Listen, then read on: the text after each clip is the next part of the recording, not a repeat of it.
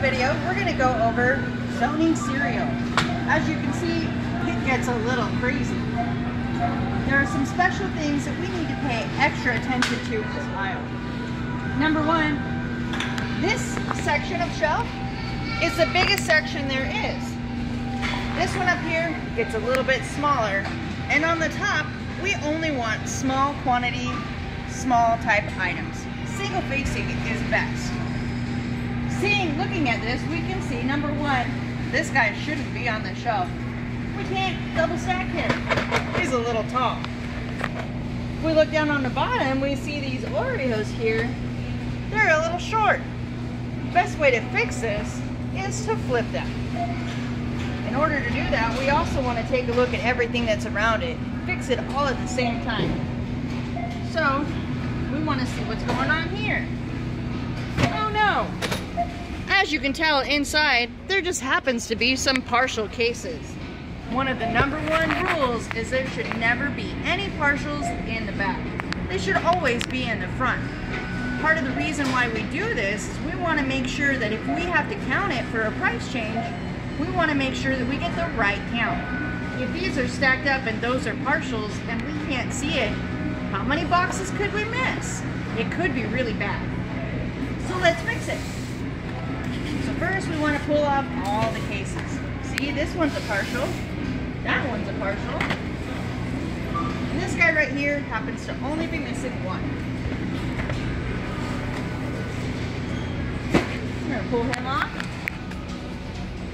Uh-oh. Another product fell back behind. Got to make sure that we take him to the other side. So once we pull these, we make sure this is a full case. And we want to take our other full case, put him back on top, slide him back ever so gently, fill up another case, because remember, only full cases go on the bottom, no partials. Uh-oh. Doesn't want to go. Sometimes with cereal, the product falls down to the bottom and it makes the box kind of go weird. So just make sure that you make it feel a little bit better. Slide it in, always making sure he reaches the end of the shelf, fixing our tag, and then we have these partials. There's not very much left in this case. Let's not put the cardboard back. We prefer that we hand stack it with all the loose guys in the front. Doing it this way means that if this sells out, then we can pull the case from back behind and simply set it on top. Now your zoning is easy. For this item, remember we want to be able to switch these around. He was too tall, and he's too short. So let's take these guys off. Set them aside for a moment. We're going to take our full cases, stack them to the side.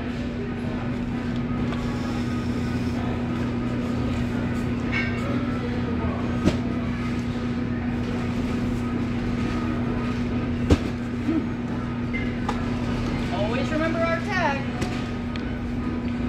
And then we're going to take this one and bring him down.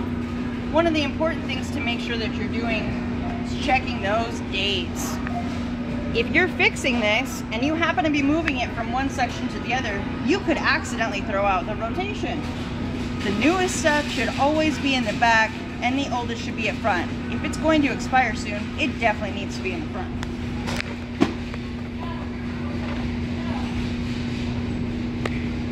Those are all Decembers.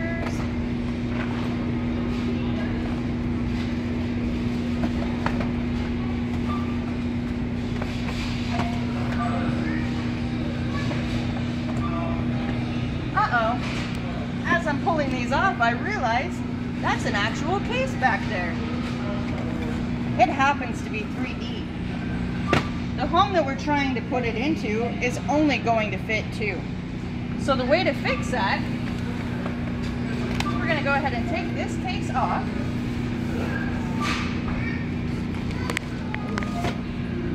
We're going to pull out this extra facing that isn't going to fit. And we're going to cut off this other half. So you make sure that you go on the outside, and then you can go right along the side, back up. Sometimes you have to go through it again.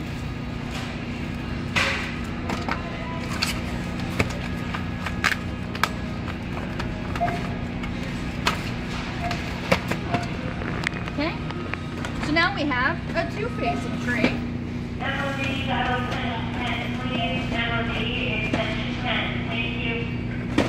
Now we need to pull all these singles off really quick.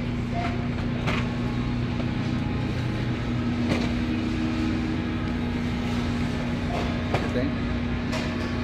Take our tray, put it onto the shelf. It's preferable whenever you're doing cereal that you have a tray. Try to not take it out of the tray unless there's so few that you should be putting them up top.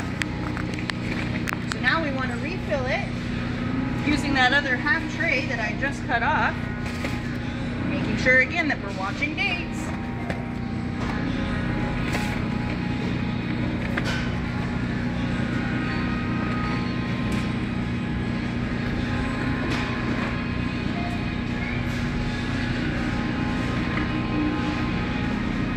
This is why it's so important to have a tray, because now if I move this, it's very possible that those back ones may be able to fall off, which means that when I move it, I need to be extra careful.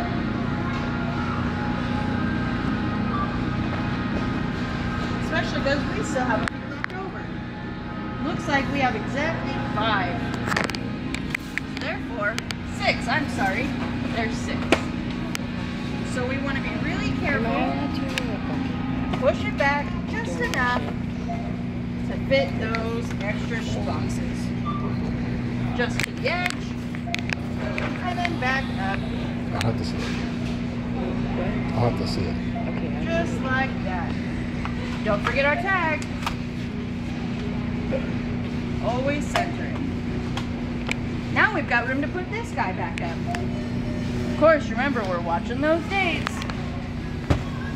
Uh-oh. Lots of product fell back behind. Oops.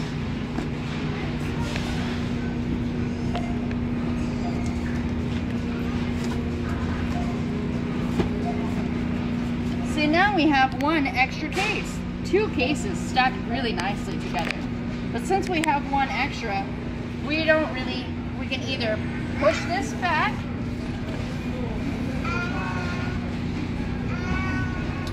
and fit this guy in there, but then, uh-oh, we have some overhang.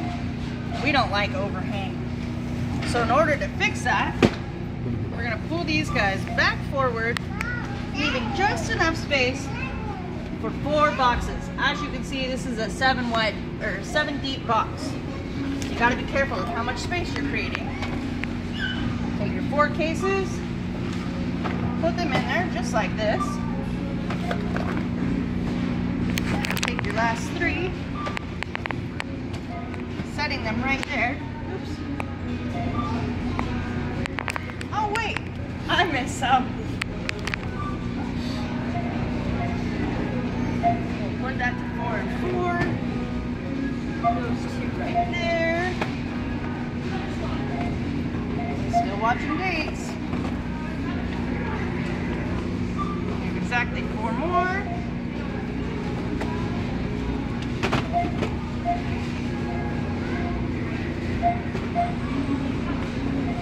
Like so. And then our tag goes back in the middle. That's how you make it move and be able to create space, make it shoppable, and fill the shelf at the same time.